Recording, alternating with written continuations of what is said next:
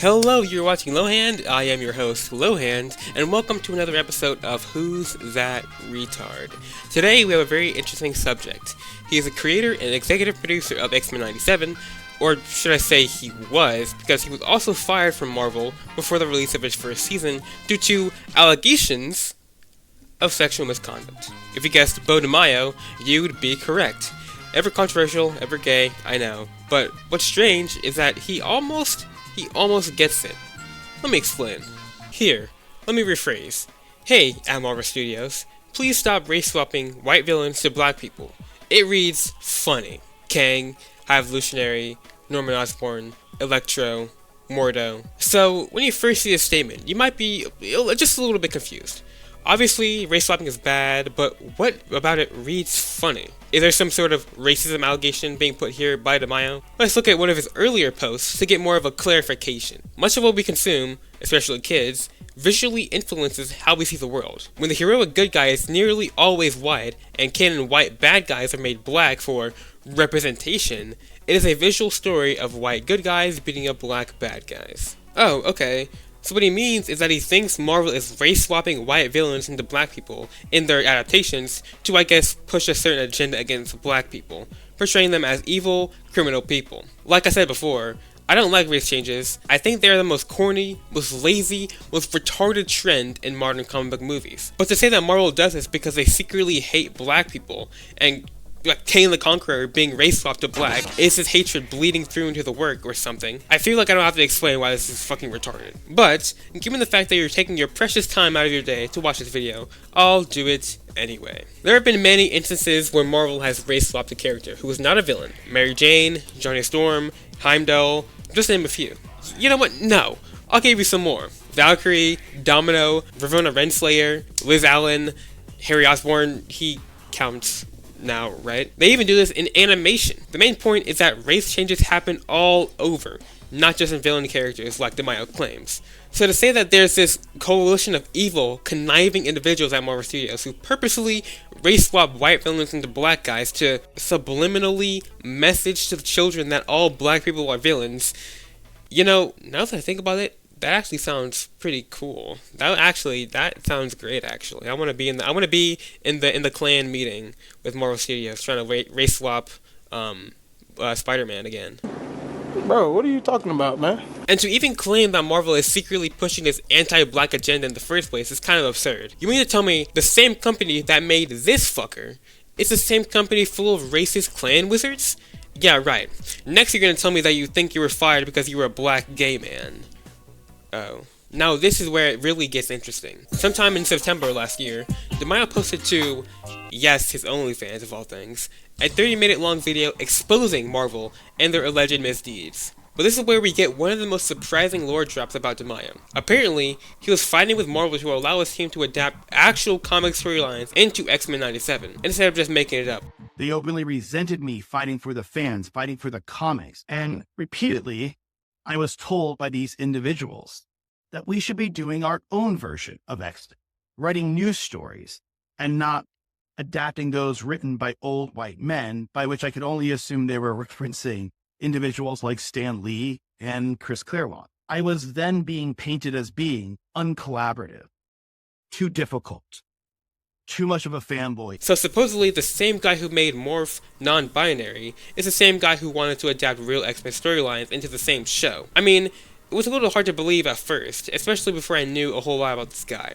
Other than that, he was, black and gay. He said it, not me. But actually looking at what he says on his Twitter, and even the statement I showed earlier, he actually seems like a pretty good guy. Subtle foreshadowing. Let me rephrase. He sounds like a pretty reasonable guy who respects the fan base. To a certain extent, but I digress. Sometimes you can find the good in very, very retarded people, which was supposed to be the point of this video before I actually did my job and researched. Anyways, I've made several videos about certain individuals who are, let's just say, straight up gay, but I never show the good side of these people. Not that most of them have any, but seeing how the whole Mariko Tamaki thing went, obviously, with a track record as bad as Tamaki's, it's not really a stretch to say her next book probably wouldn't be too good. However, given Zatanna Bring Down the House's genuinely unprecedented success, and Zatanna's increased inclusion in the DC universe, I've had to not only reframe my entire perspective around Tamaki, but consider the possibilities for the coming year in 2025. I'm going to try to be less of a hater in 2025, I'm going to try to avoid writing people off based on just a few bad decisions they've made. But looking at some of the stuff that's coming out this year, it might be a little hard to do that. Back to the point. DeMayo doesn't seem like that bad of a guy, just a little misguided. Other than the fact that we'll get into it. Now, I'm not going to glaze him too much, This is still the allegations guy.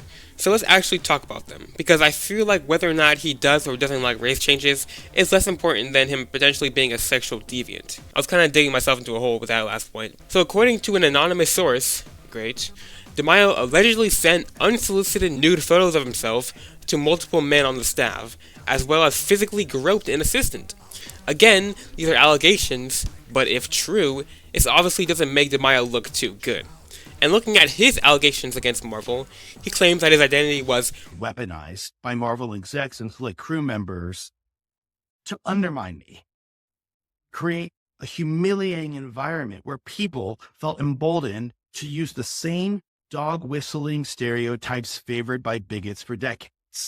He's big, he's intimidating, too opinionated, angry, emotional, flamboyant, dramatic, a pervert. He basically said that the things he was accused of by Marvel are all untrue, and were done in an effort to paint him as a freaky gay dude. This is a little hard to believe, given that Marvel didn't really say anything about him being hard to work with in any of their allegations or statements. They only accused him of sexual misconduct. But who knows, maybe Marvel mistreated him for being gay and black, despite hiring him willingly.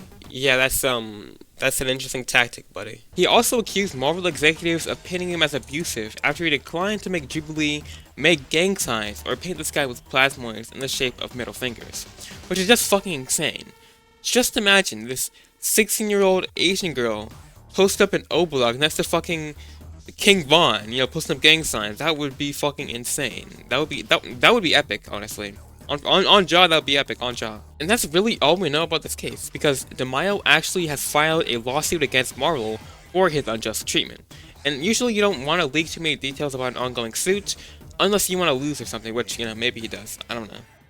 Beau DeMayo is undeniably a bit of a weird guy. Even disregarding the allegations, he's just a very strange character. The constant thirst traps, the misguided opinions, and his sort of victim complex are just a few of the several reasons why not to like him. But I do think that deep down under all of this, he actually does care about the fans of the media he makes. Again, Marvel is probably not racist. There are no Confederate flags in Kevin Feige's office, okay? Or are there? Anyways, hopefully if DeMayo is really a creep, he'll get his retribution by Marvel brutally his ass. Or, if Marvel is wrong, I hope they have to pay for their treacherous actions against the great Beau DeMayo. You've been watching Lowhand, I've been Lowhand, and tell me when it's over.